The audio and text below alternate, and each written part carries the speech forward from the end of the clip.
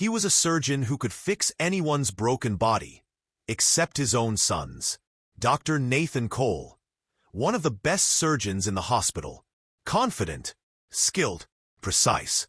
If you were on his operating table, you had the best chance of walking out alive. But at home, he was helpless.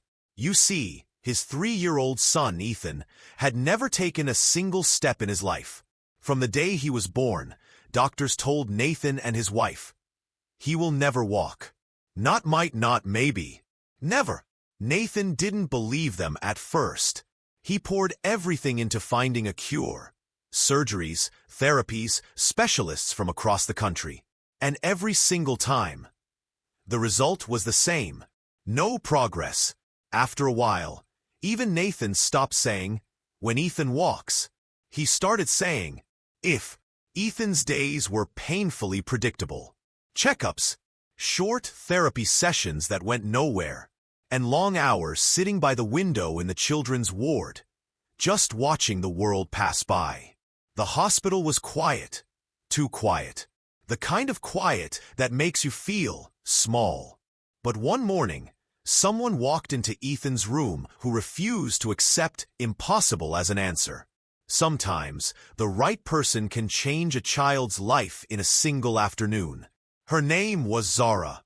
Late 20s, warm brown skin, a calm voice that made kids relax the moment she spoke, and a smile you couldn't help but trust. She'd been looking after Ethan for a few weeks now, and she noticed something most people didn't bother to see. Ethan only lit up during playtime. Not therapy, not checkups, only when something felt like fun. So that morning, she crouched down to his level. "How's my little champ today?" she asked. Ethan shrugged. "Bored." Zara smiled. "Well, what if we try something fun?" He frowned. "I can't, walk." Zara leaned in, eyes sparkling. "Who said anything about walking? I'm talking about flying." That got his attention. "Flying?" "Yep," she grinned. "You sit right here. I'll lift you up, and we pretend you're a superhero." For the first time that day, Ethan's eyes lit up. Superheroes are strong. And Zara told him, "So are you." Within minutes, Zara was on her back on the floor, knees bent, balancing Ethan carefully on the soles of her feet, her hands steady at his sides, his tiny legs pressing against her shins, holding a little bit of his own weight. At first, he clung to her hands, tense. "It's okay," she said softly. "I've got you. You're safe." She pushed up slowly with her legs, lifting him higher. Ethan gasped, surprised, delighted. "Look down," she laughed. "See? You're flying." A bright, sudden laugh escaped him. His arms stretched out wide. "I am flying." Zara beamed. And that's when Ethan's laughter filled the room, completely unaware that someone was standing at the door, watching. For the first time in years, he didn't see a patient. He saw his son. Nathan stood frozen in the doorway. His clipboard hung at his side, forgotten. There was Ethan, high above the floor, balanced on Zara's feet, his little legs actually working, not limp, not lifeless. Working, and that smile. He hadn't seen that kind of smile on Ethan's face in years. For a moment, Nathan couldn't speak. It was like the world had narrowed down to this single scene. His boy, laughing. "Ethan." Nathan's voice was barely above a whisper. Ethan turned his head, eyes sparkling. "Daddy, look.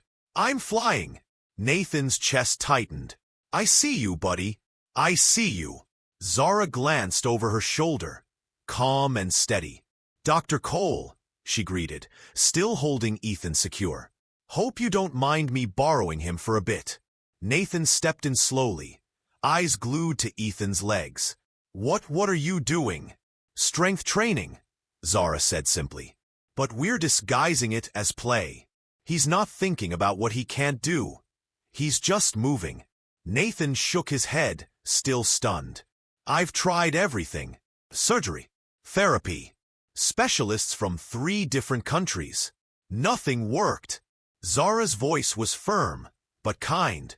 And every one of them told you what he couldn't do, didn't they?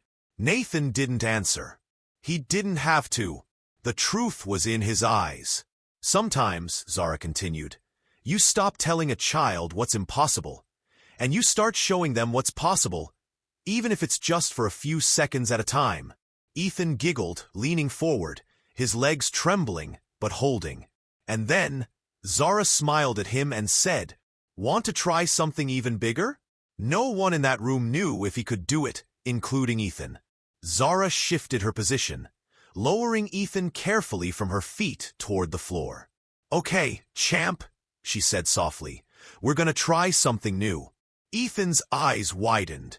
"What is it?" "I'm gonna help you stand. But this time, your legs will do most of the work." He bit his lip. A tiny nod.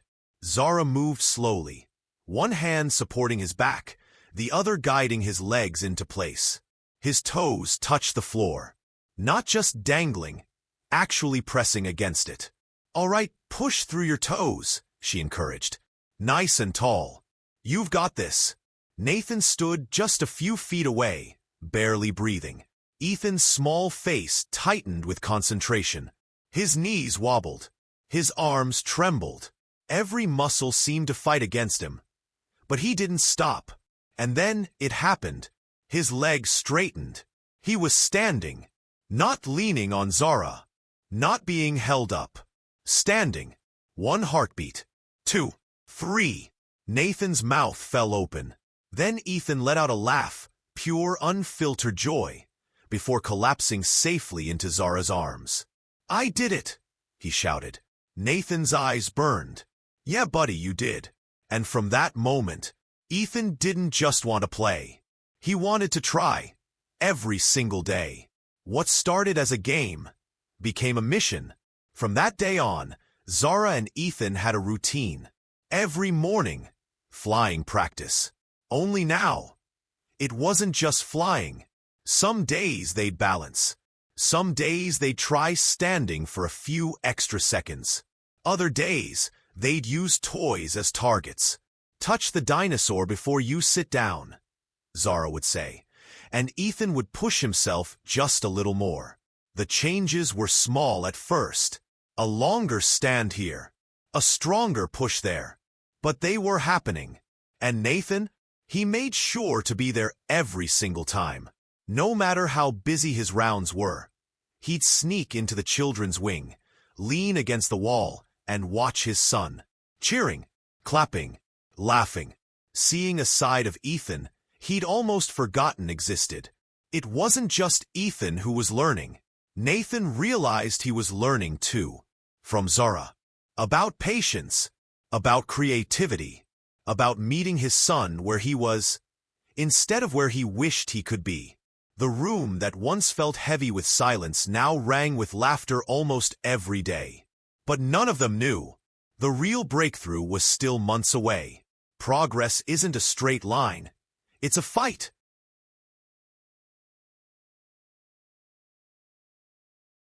Not every day was a win. Some mornings, Ethan woke up tired. Other days, he was cranky, frustrated that his legs wouldn't do what he wanted. There were moments Nathan felt that old weight in his chest again. "Are we pushing him too hard?" he asked quietly one afternoon. Zara shook her head. "We're not pushing him too hard. We're showing him what he can do. And on the hard days, that's even more important." So they kept going. Some days, the progress was almost invisible, but it was there. His balance improved. He could stand for longer without leaning. His legs didn't tremble as quickly. Little victories. The kind you could only notice if you'd been watching from the start. And then, one afternoon, Ethan let go of Zara's hands. No one breathed. The room went silent. Ethan stood there, free from Zara's hands. For a moment, he swayed, arms out for balance. And then, one small step. Another. A third. Straight toward Nathan. Nathan's eyes widened, his hands instinctively reaching out. By the time Ethan reached him, Nathan was already laughing and crying at the same time. He scooped his son up, spinning him once before holding him tight. "You did it, buddy," Nathan whispered, his voice breaking. "You really did it." Behind them, Zara clapped softly, not wanting to steal the moment. Her smile said everything. But Ethan wasn't done yet, because now he had a new dream. Once a boy learns to stand, he'll want to run. Later that evening, Ethan looked up at his dad. "Can we fly again tomorrow?" Nathan glanced at Zara. They both smiled. "Buddy," Nathan said, ruffling his hair, "we'll fly every day, until you're ready to run." This wasn't about medical miracles anymore. It was about patience, about belief, about love that refused to quit. Nathan thought back to the boy who spent his days staring out a hospital window, and then looked at the boy in front of him now, smiling, determined, already planning his next victory. Ethan wasn't just learning to walk.